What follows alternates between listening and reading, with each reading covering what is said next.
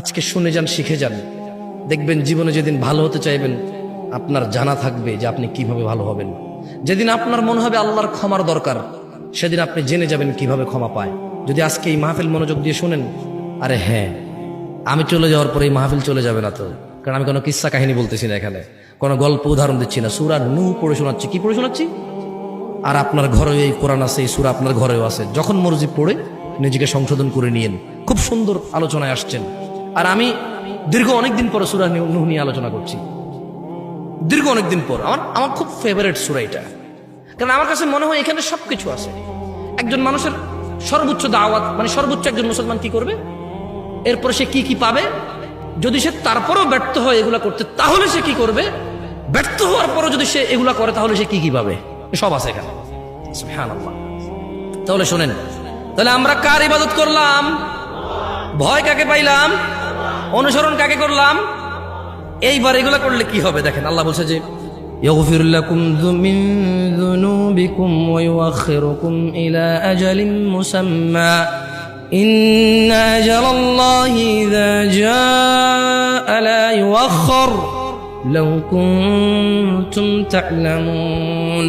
ও আমার জাতি, ইবাদত করো আল্লাহর, ভয় করো আল্লাহকে এবং রাসূলের অনুসরণ করো। যদি তোমরা এই তিনটা কাজ করো, আল্লাহ তোমাদেরকে ক্ষমা করবেন। সুবহানাল্লাহ। তোমাদের যত অপরাধ আছে কে ক্ষমা করবে? ওয়া ইউআখিরুকুম ইলা আজালিম মুসাম্মা। তোমাদেরকে তিনি এই যে অপরাধগুলো করে ফেলেছো, যদি তোমরা এই অপরাধী তোমরা একেবারেই তোমরা আল্লাহ দ্রোহী, আল্লাহর এবং তার রাসূলের কোনো কথা মানছো না, এবার শুধু আল্লাহর ইবাদতটা করো, আল্লাহকে ভয় করো, তাহলে আল্লাহর নবী বলছে যে আল্লাহ তোমাদের অপরাধ ক্ষমা করবে। ওয়া ইউআখিরুকুম ইলা আজালিন মুসাম্মা, এবং তোমাদেরকে তিনি একটা নির্দিষ্ট সময় দেবে, মানে তিনি তোমাদেরকে হায়াত দেবে, বাঁচায় রাখবে যাতে ভালো কাজ করতে পারো। সুবহানাল্লাহ। মানে গুনাহগার হয়ে তুমি মরবা না। আর কি লাগবে? একটা মানুষ গুনাহগার হয়ে মরবে না, সে আল্লাহর ইবাদত করবে, আল্লাহকে ভয় পাবে, রাসূলের অনুসরণ করবে, তাহলে আল্লাহ তাকে সময় দিবে, অবকাশ দিবে, নির্দিষ্ট একটা সুযোগ দিবে যাতে সে ইবাদত করে আল্লাহ প্রিয় হয়ে পৃথিবী ত্যাগ করতে পারে।